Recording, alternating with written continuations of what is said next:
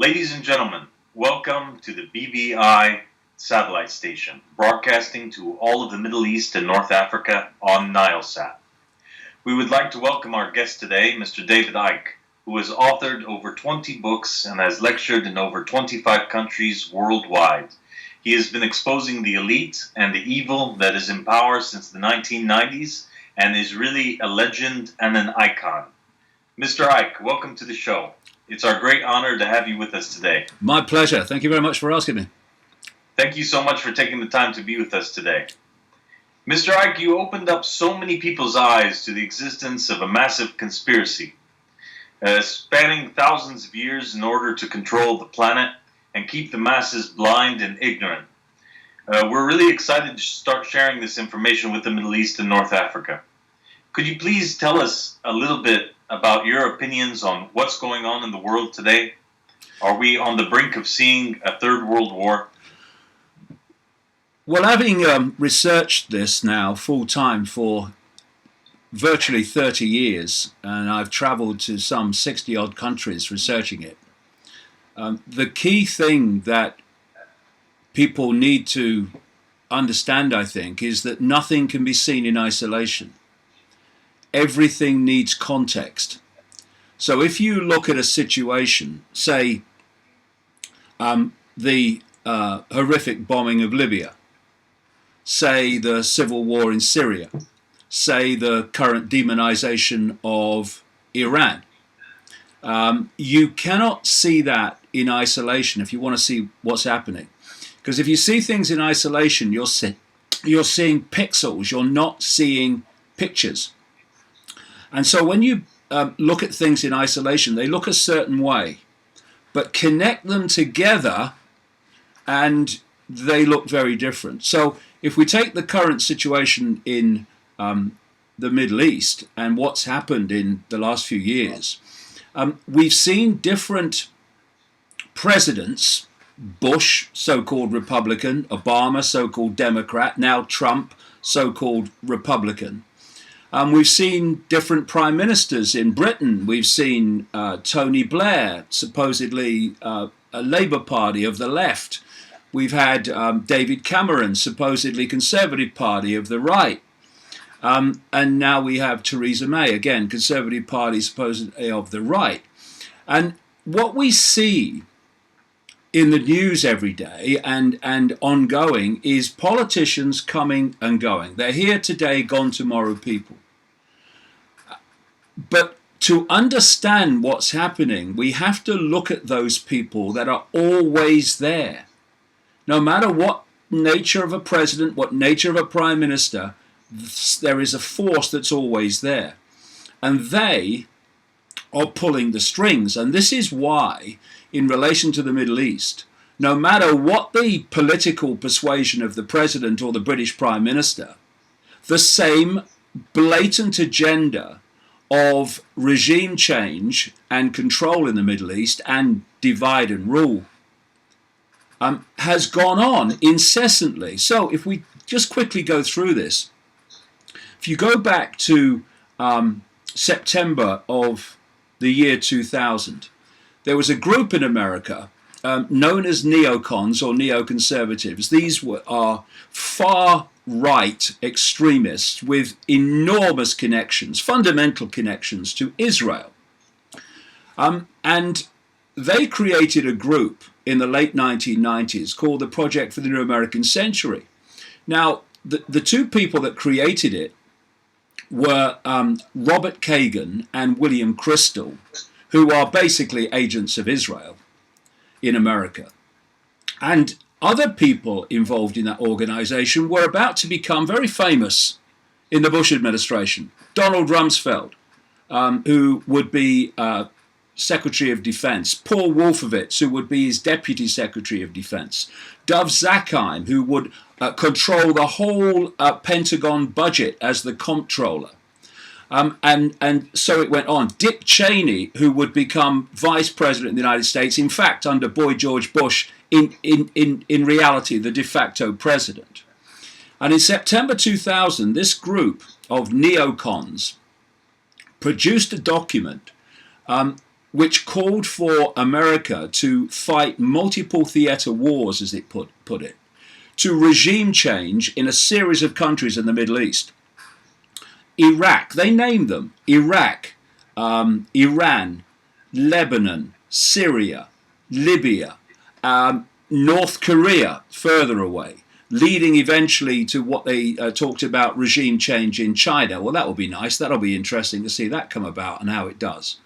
And so they said in this document that for this series of regime changes to be justified, what they called this process of transformation to be justified to the American people, what they needed was a new Pearl Harbor.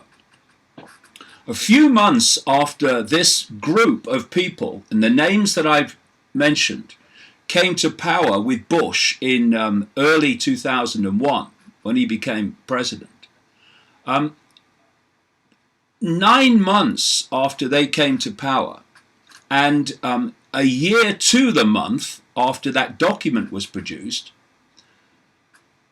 America rather, had what George Bush called at the time the Pearl Harbor of the 21st century. And as a result of that, of course I'm talking about 9/11, the official story of which is a joke. As a result of that, they started to justify picking off the countries on the list. After Afghanistan, of course, they lied about weapons of mass destruction in Iraq to justify that, and that started a series of ongoing catastrophes in the Middle East that has turned that region asunder. They then, the lies about weapons of mass destruction were told by George Bush and Tony Blair. They were then replaced by Obama and David Cameron in Britain, but the list went on being ticked off. Now they justified protecting the people of Libya from attacks by their own government, protecting them from violence by mass bombing them from the sky. And of course, what they did then was remove Gaddafi, and they've turned Libya into an absolute catastrophe. If you do the research, and it's all in my books and other people have researched it too, you'll see that these same forces were behind the triggering of the so-called civil war in Syria, because after Libya they were now targeting Assad in Syria, who was on the list. And this, of course, as a spanner in the works has been thrown in there by the Russians. And then you move on to present time, and you've got this Donald Trump, who claims to be a man who's different, who's going to drain the swamp, who's going to stop, as he said in the election campaign, America militarily intervening in other countries' affairs. And look at him. He's targeting Iran, which is on the list. He's of course, whipped it up with North Korea, which is on the list. And here's a very, very topical point. He has just now appointed a man called John Bolton as his national security advisor. And John Bolton was not only one of those neoconservatives that produced that document in September 2000.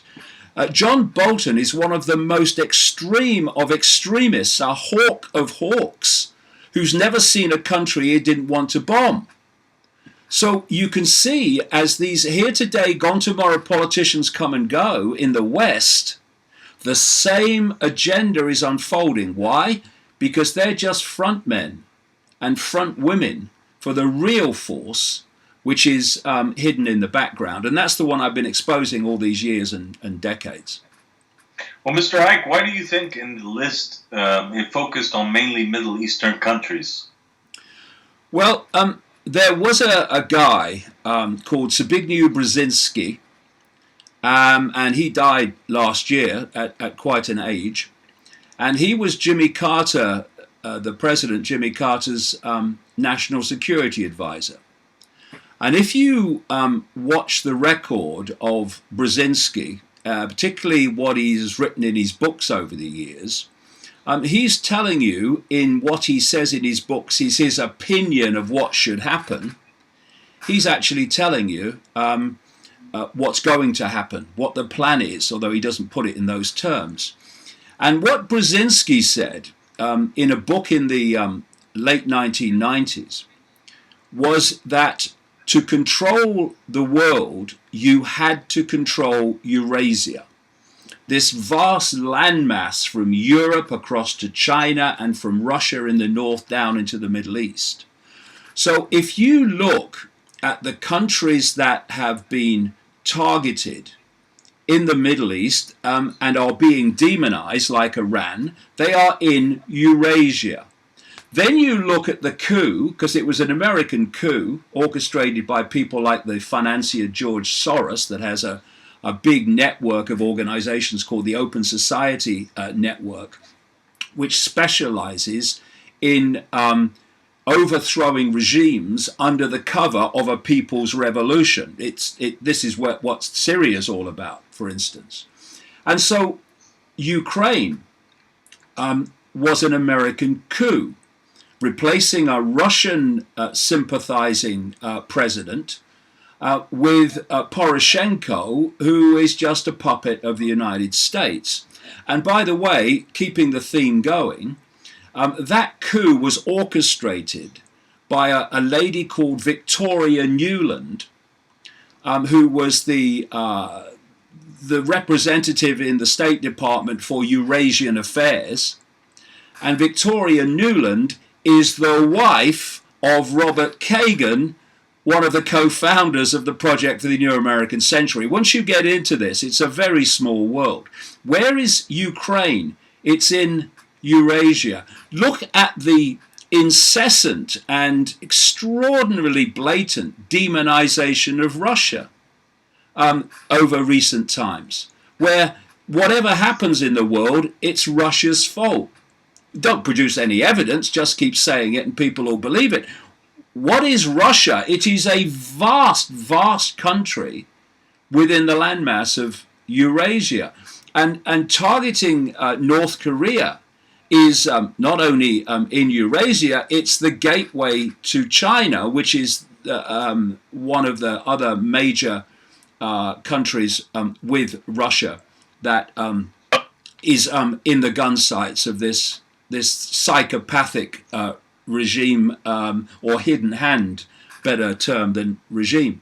And so you can see what Brzezinski was calling for, in other words, articulating what the plan was by telling you it was his opinion, unfolding all the time.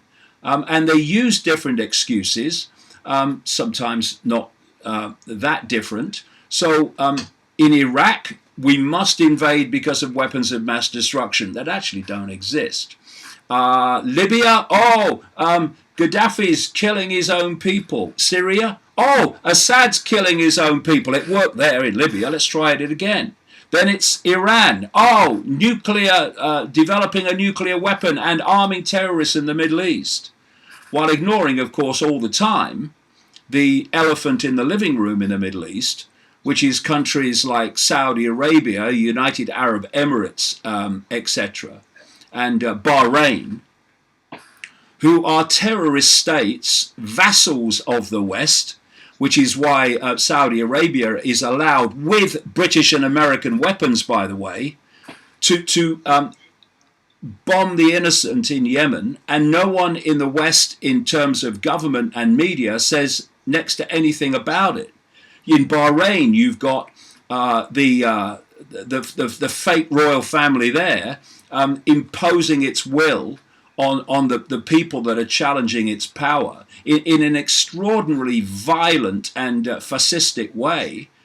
But where is the condemnation there of Bahrain? No condemnation there, no condemnation of Saudi Arabia. Why? Because they're on the same team as the West, and you don't criticize people on the same team. Instead, you target the people on your list, and that's why Saudi Arabia can do its horrors, but we're told Iran is the villain that must be stopped.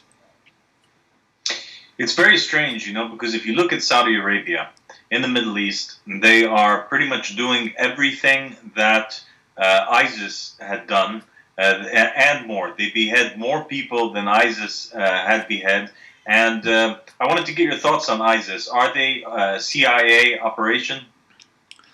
Well, again, if you connect the dots, and again, we can go back to Brzezinski, because some years after Brzezinski ceased to be national security advisor in the United States, the position soon to be held by John Bolton, he did an interview with a Paris French media outlet. And he said that when he was national security advisor to Carter, they set out to entice and manipulate the Soviet Union into invading Afghanistan. Brzezinski said quite openly the plan was to give the Soviet Union their Vietnam. About 1 million Afghans died as a result, but who cares to these people? They're psychopaths.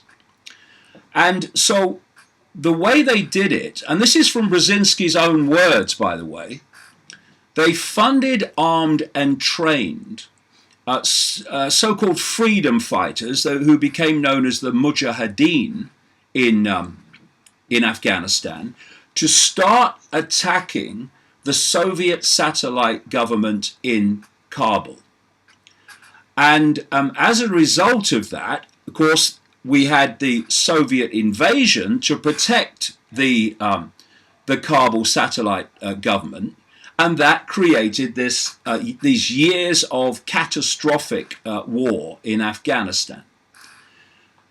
The Taliban emerged out of this, and then the Mujahideens, we're talking about basically the same force, morphing with different names, morphed, or elements of it, morphed into what were called Al-Qaeda. Now, Robin Cook, who was a foreign secretary in Britain, and died shortly after he said this, funnily enough, went public after Al-Qaeda emerged and said that actually Al-Qaeda means the base or the database because they are made up, he said, of names on the CIA database of Mujahideen fighters that were put together to entice and fight the Soviets. And this next incarnation of this same force morphed out of Al-Qaeda into a series of names, the most dominant of which has been ISIS. And when this started, when this so-called civil war started in Syria, and of course it was called the Arab Spring, it was going to liberate the Arab populations of the Middle East from tyranny. Well, that worked, didn't it? Look at what's come out of it, because the Arab Spring was always a hoax, a Western-created hoax to start this conflict and civil war in the Middle East, which could be used to regime change the governments they wanted to remove so they could put ones that suited them in power. So if you look at it, after this sudden and massive expansion of ISIS, where they were using sophisticated weapons, because they were armed and trained by the United States through various other countries, satellite countries in the Middle East, Saudi Arabia, etc., etc. They expanded very rapidly in Iraq and Syria. And then the Americans went in, another justification to get the American military in the Middle East. And they used this extraordinary potential firepower that the United States have. I mean, if you look at what they spend on the military, it's bigger than the next 8 countries combined, including China and Russia. And they were making no progress whatsoever. They had all this firepower, all this military might, but ISIS continued to expand and move across Syria. And the idea was that this proxy army called ISIS was going to remove Assad. And he would have done. It was very close. And that's when Assad and Russia came together, because I think Putin could see where this was going. And with the invitation from Assad for the Russian Air Force to come in, the game was changed. And we've seen now the spanner thrown in the works. And so, yes, these proxy armies are Western fronts. But how does it work?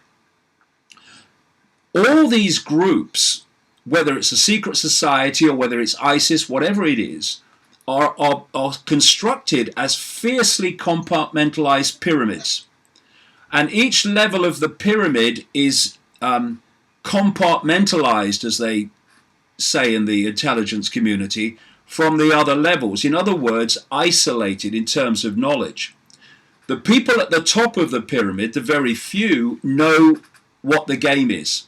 They know who's really behind ISIS and such things, Al-Qaeda. But as you come down the pyramid, you're meeting more and more people as the pyramid gets wider. But as you come down, those people know less and less and less and less about what the organization's really about. So by the time you get to the bottom of the pyramid, you have if you like, the rank and file ISIS fighters and fanatics genuinely believing that they're fighting some jihad on behalf of their religious belief system. A religious belief system in terms of ISIS, by the way, that came out of Saudi Arabia, Wahhabism. That's why if you look at what our ISIS has operated and what it does in terms of beheadings, its beliefs, everything, and you look at Saudi Arabia, you're looking at the same thing. Why? Because Saudi Arabia was a major architect on behalf of the West of ISIS. And so by the time you get, like I say, to the bottom of these pyramids of these groups, they genuinely believe they're fighting for what they're told they're fighting for. But actually, if you go to the top of the pyramid, way beyond their level of awareness, the very same people they think they're fighting are running their organization and dictating its funding, its training, and its direction. And this is the great hoax that's been played on the Middle East. And you know, it's easy to blame the West. And my goodness me, we should, because what the West has done in the Middle East, not just now, but over generations, is an absolute horrific disgrace, not least the British Empire. But you know, you can only be manipulated if you allow yourselves to be. You can only be divided and ruled if you allow yourselves to be. And while there are groups within the Islamic Muslim world that seek to impose their will on others and will do so by force if necessary, then others are going to resist that imposition, and you're going to have inter-Islamic, inter-Muslim conflicts. Whose benefit does that serve? It serves the West.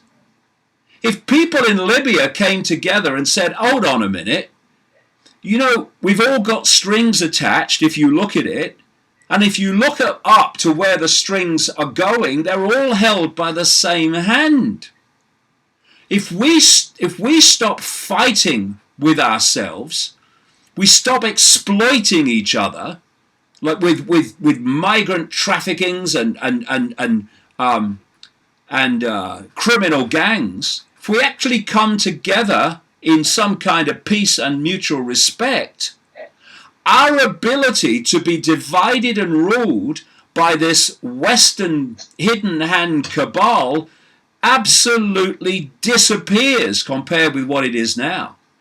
But while you've got different groups of different cultures or subcultures and different belief systems within the same religion, who instead of saying, well, okay, I believe something different to you, but that's fair enough. I'll live my life with my beliefs, and I respect you to live your life with your beliefs, and we'll all get on fine at respecting each other's right to be different. How do you divide and rule that? You can't. What you want is the target population at war with itself, which is what they've done in the Middle East, so that you can control all sides, because while they're fighting each other, you're doing what you want, unchallenged and unmolested. And what is happening in the Middle East in terms of this psychological warfare on the people, because that's what it is, and this divide and rule conflict of people being played off against each other, that is happening globally. That's what's happening globally. Different parts of global society are being played off against each other. Men are being played off against women. Black are being played off against white. Transgender is being played off against feminists now, as the divide and rule fault lines get more and more subdivided. And so we're looking at the same process all over the world, wherever you look, of having a target population, turning it against itself by creating these fault lines of divide and rule, and by that, through that, controlling that target population. That's what's happened in the Middle East, and it's in our hands globally, and it's in the hands of the people of the Middle East to stop this happening, but not if people go on fighting among themselves, because that's exactly what this hidden hand wants. You know, after the Iraqi war and the Iraqi invasion, we had something strange that was happening in the Middle East, and after also the Arab Spring, as they called it, and that is that people, after the first election in Iraq, and after they found out that the new leaders were almost more oppressive than Saddam and the old leaders, and especially amongst the youth, there begun to be this disillusion movement where they became disillusioned with the scholars, the religious scholars, and all over the Middle East, they're starting to blame the religious scholars for spitting out a lot of the poisons that have to do with dividing the people and controlling the people over this past period. And I wanted to get your thoughts, especially on that. Those scholars and the religious institutions that are really pushing this whole agenda of Sunni versus Shia and this big conflict. Well, Egypt's a wonderful example of what you've just described, because I remember I was speaking in Ukraine before the Poroshenko coup, and the night of the talk I went back to my hotel room and I put the television on, put Al Jazeera on actually, and there was the big celebration live of the Arab Spring Revolution in Egypt, which removed the target leader that they thought was the problem. And the voiceovers, when you flick through the channels and you went to the English voiceovers, here were all the Western commentators and the Western journalists. Oh, isn't this wonderful? Isn't this wonderful? The people of Egypt are free. And I remember sitting there shaking my head, because that was never the idea of the Arab Spring. It was just a means of creating divide and rule conflict in the Middle East to target these regime leaders they wanted to remove, like Assad and Gaddafi, etc., etc. And what has happened? We now have the military Sisi running Egypt. It's a hoax. And, you know, what I would say to not just people in the Middle East, but actually seriously to people in the Middle East, seriously to the young people in the Middle East, but also to everybody, everyone on planet Earth. Think for yourself. Don't let these people, whether they are journalists, whether they are religious leaders, whether they are politicians, don't let them tell you what to think. I'll tell you a story, a quick story. I've only been to Israel once. That was about 1993. They wouldn't let me in now. Or if they did, they won't let me out. I went there because I just wanted to see it. I wanted to see Jerusalem and that land. I'm glad I went. I learned a lot. But I was standing next to the great mosque in Jerusalem, and I was watching some little Muslim boys playing football. And of course, the old city of Jerusalem is broken up into 4 quarters. What is it? The Christian quarter, the Muslim quarter, the Jewish quarter, the Armenian quarter, I think it is. And I watched these little boys playing football, Muslim boys playing football, and I thought, if those boys had been born in the Jewish quarter or the Christian quarter, they would now, by that age, have a very different view of themselves, of religion, of life, of reality, than they do as they were kicking that football about. And the same with the Jewish boys in the Jewish quarter. If they'd have been born in the Muslim quarter, they would now have a very different view of everything in the same way, same with the Christians. So this might be controversial in the Middle East. I don't really care. It's about time we started calling out these things. Otherwise, this is going to go on. I would ask people, ask yourself why you believe what you believe about yourself, about your religion, about your beliefs, everything. And ask yourself this: if I was born into another culture or another religious situation, would I now think the same as I do now, even though I was born in that religious situation? Almost certainly you would not. Look at people that become who are born into Jewish families, who are born into Christian families, who are born into Islamic families, who are born into Hindu families. What do the children invariably become? They become followers of Judaism. They become followers of Islam. They become followers of Hinduism. They become followers of Christianity. Now, is that some extraordinary statistical astonishing coincidence? Well, no. They become that because that's all they've ever heard.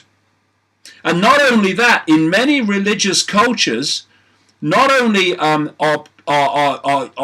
children and young people, as they grow older, influenced in their perceptions and their beliefs and their perceptions of self and reality by the information they constantly hear at the exclusion of other information. It's often policed in a tyrannical way.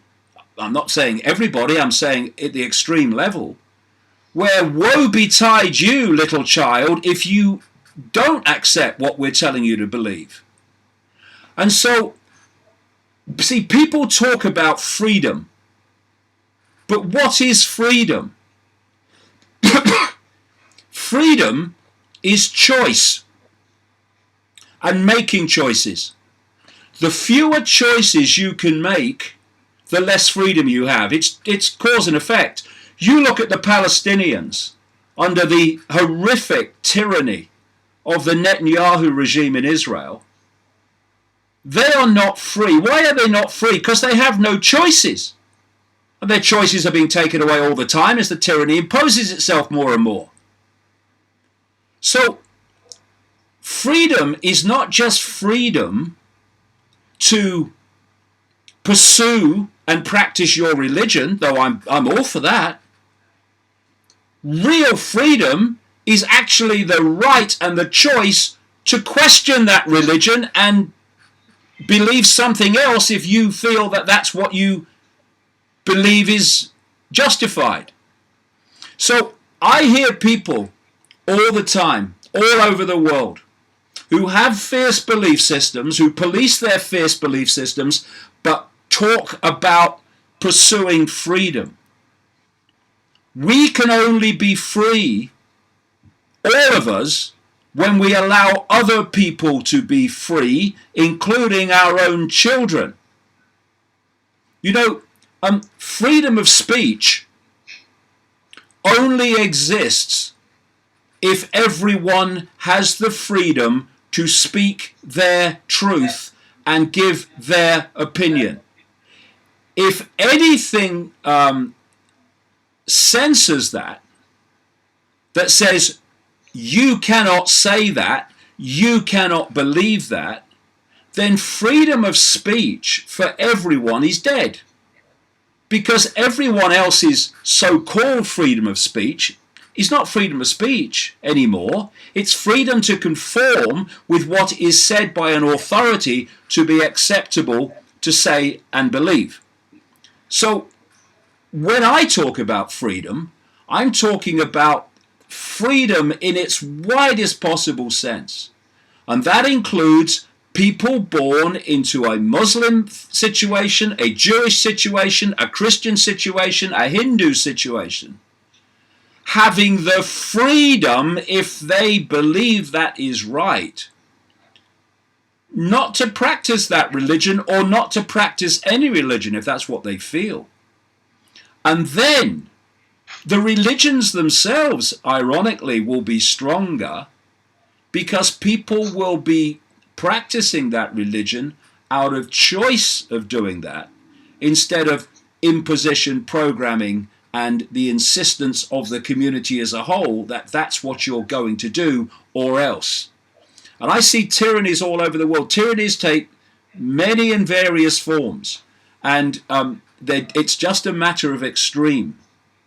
And ironically, if people in the Middle East did not so fiercely insist on imposing on others their, not just their religion in general, but their faction of that religion, then we would have a situation where the ability of this hidden hand to divide and rule and create this conflict that allows them to be controlled would be no more. So I would say this, I'm looking at it as an observer. When you look at religions, there is a process where the religion is created and then it starts subdividing. So you had Christianity, and then you had Catholicism and Protestant Christianity, and now you've got endless factions of Christianity who basically believe the same thing, but, well, no, my faction, with all my little detail, is different to yours, very small detail mostly, is better than yours. Oh, so let's have a fight. And then you look at the Islamic religion, which is then subdivided into Sunni and Shia. And I've said in my books, way back, decades ago, before all this started in the Middle East, they're going to use the divisions between Shia and Sunni to divide and rule the Middle East. And that's exactly what they've done. They're targeting Iran, of course, the great Shia center in the Middle East, and of course the great Sunni center is in terms of control is Saudi Arabia. So look at what's happening now.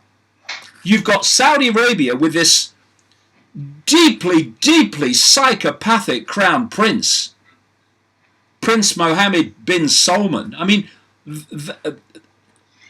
when Israel and America say jump, Bin Salman breaks the Olympic high jump record. He is completely controlled by those two countries.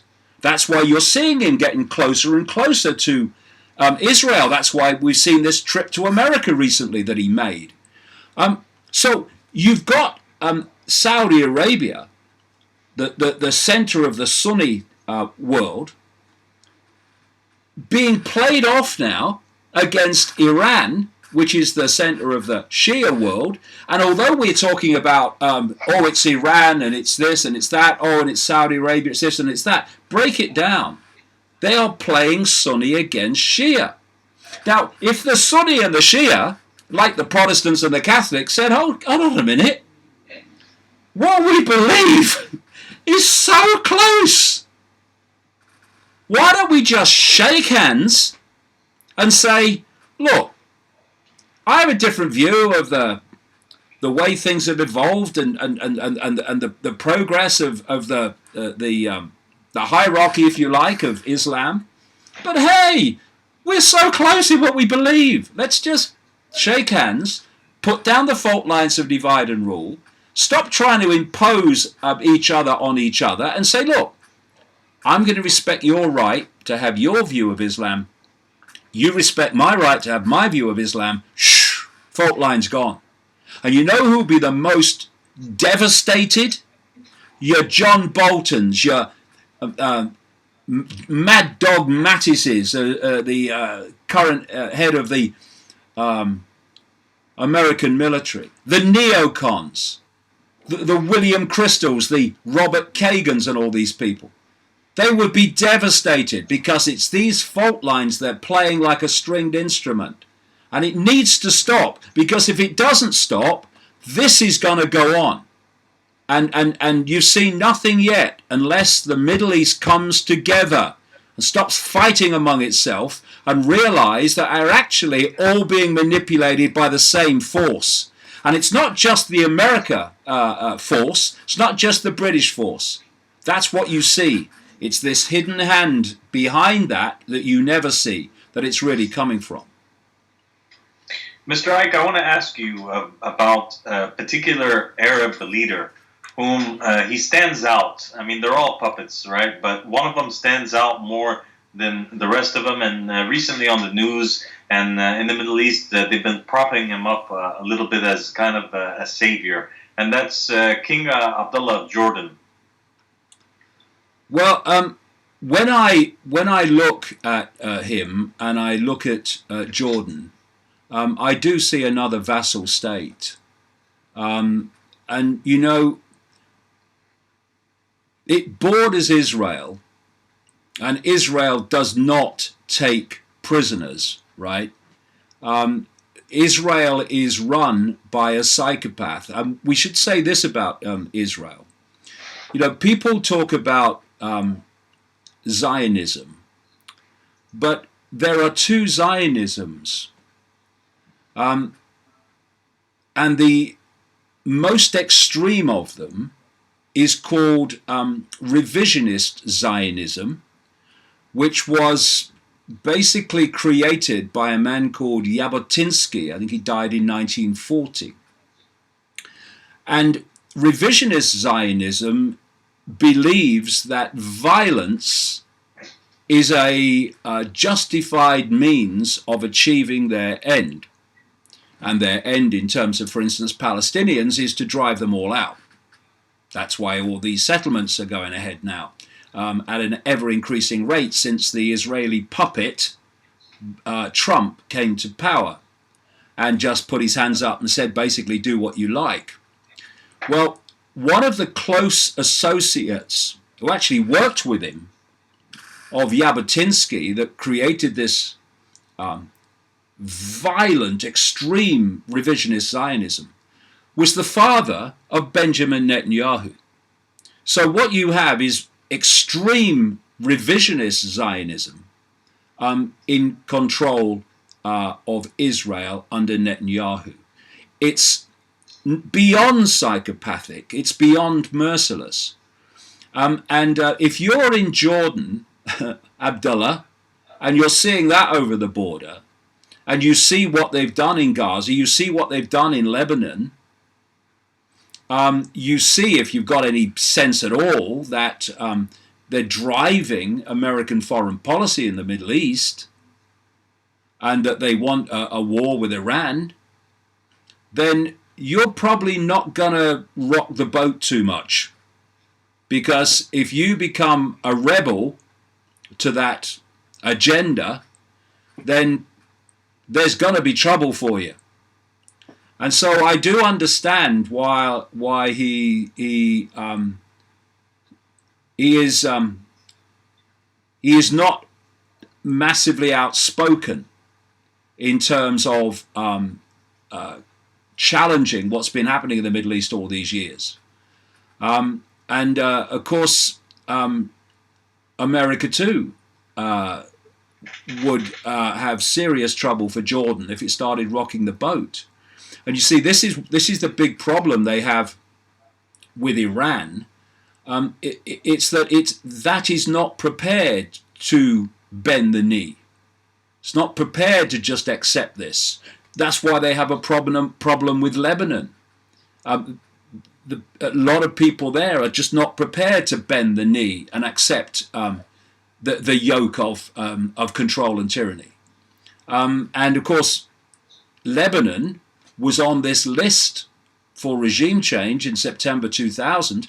And as I said in my new book, Everything You Need to Know But Have Never Been Told, watch for Lebanon being targeted as well as watching for Iran. And, you know, you look at these people like this Crown Prince in Saudi Arabia, you look at the so-called royal family in the United Arab Emirates and these other countries that are vassals of the United States. They dare not step out of line. Otherwise, they know there'll be trouble. In terms of you have noticed what happened in Libya, have you, and Syria and Iraq? Oh yes, sir, and that's how it works. It's a tyranny that controls so much through sheer intimidation and threats, and that's why they want to crush anyone that will stand up to that intimidation. Iran in the Middle East, Russia further north, China, North Korea, and it's a simple process they use, and they've used it over and over again. And my God, have they used that in the Middle East? Demonize and destroy. Demonize and destroy. And you know where the next conflict is likely to be, or where they want it to be, by a simple question: who are they demonizing now? Because whoever they're demonizing now, they'll want to destroy tomorrow. And so you went, and there's a well-known picture on the internet that you can see. You went from a picture of John Kerry, Obama's Secretary of State, having dinner with President Assad and his wife, and Kerry and his wife, and Kerry being quoted as, basically, we get on with him, we get on together, and I like Assad. To Kerry very soon afterwards, standing at microphones saying Assad is a demon, he must be removed, because these people at the microphones are puppets of those who you never see. And it was Bush, it was Obama, it's Trump. Be someone else next, but the same agenda will unfold. Unless we stop it, which we can. How would you recommend going about stopping it? Well, overwhelmingly, what I've just been talking about. There's a number of things. The key one is to get informed and stop seeing everything in terms of dots and start to see a picture. There are two techniques of mass perception manipulation. One I call problem, reaction, solution. And that is where you create a problem or the perception of one. You tell the public through this unquestioning, pathetic media the version of that problem you want them to believe. And then you want the public to react at stage 2. You created the problem, reaction at stage 2. Do something, this can't go on. So at stage 3, you can offer the solution, which is to change things in the way that you always wanted to change them all along, but without the manufactured problem, you would not have an excuse to change. So, if you had harmony in the Middle East, and everyone was getting on, you ain't got a problem. So you can't offer a solution to it which transforms the Middle East. So what you do is you create one. You say that Saddam Hussein has weapons of mass destruction. It's not even a real problem, it's a made-up one. So you've got your problem, you say to people, oh, it's terrible, chemical weapons, nuclear weapons, oh, he's a threat to us all, oh, do something, oh, okay, we'll invade Iraq. And find no weapons of mass destruction. And then you say to people, oh, Gaddafi, he's killing his own people, because Hitler always comes out, he's the new Hitler. Oh, well, we better send the boys in then and turn Libya into a catastrophe. We want to get rid of Assad. Okay, so you start demonizing him. Oh, Assad's the new Hitler. Oh, I thought Gaddafi was. Oh, he's Hitler as well. And so it goes on. And so if we get streetwise to these things, then we stop falling for them, both in terms of physically taking part in these divide and rule conflicts, but also from the Western public's point of view, stop supporting them because you're seeing what's really happening. Their problems are being created on purpose to justify the solution that changes society. And the other mass mind manipulation technique that goes along with problem reaction solution is what I call the totalitarian tiptoe, where you start at A and you know you're going to Z, but you don't want people to realize that there is an agenda here and there's an end goal. You want people to believe that all the steps from A to Z are all random events, none of them connected to any of the others. So you want them to see Libya in isolation, you want them to see Syria in isolation, Afghanistan and Iraq, you want to see them all in isolation. Because if you put the dots together, as we've been talking about here, you realize that actually it's all one unfolding plan.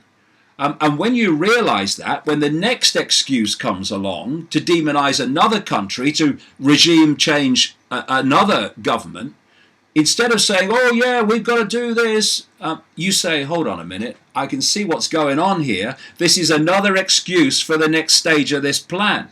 And so people, this hidden hand and its governmental front people lose their ability to dominate the narrative. And what has happened with the alternative media in recent years, not least in terms of the Middle East and what's come out, it's been exposed about the Western-funded white helmets and these other groups, has streetwised enormous numbers of people to the point where it's much more difficult to sell these things now than it was before. And this is why, because everything connects to everything else, this is why Facebook and Google and these other internet giants are now censoring and censoring and censoring alternative narratives. And of course, if you look at the background, Google, Facebook, it's owned by Israel. That's why Israel can say what it likes and never get censored. And Palestinian journalists, especially in more recent months, Palestinian journalists in great numbers are being deleted from these platforms. This is why YouTube is just deleting the YouTube channels of people that are putting another narrative to challenge the official one. All this is connected because in the end, control of an individual or control of a country or of a group or of a culture, of a religious faction, is by perception. You control people's perceptions of reality, perceptions of self, perceptions of world events, and thus you control their behavior. You control what they'll support and what they won't support, what they'll fight for, what they won't fight for, by their perception of that situation. And perception comes from information received. We form our perceptions of everything from the information we receive, whether it's a personal experience or whether it's the news networks, whatever it is, the schools that people go to. That's where our perceptions come from, our religions and that influence. And so, if you're going to control perception, you've got to control the information that people receive.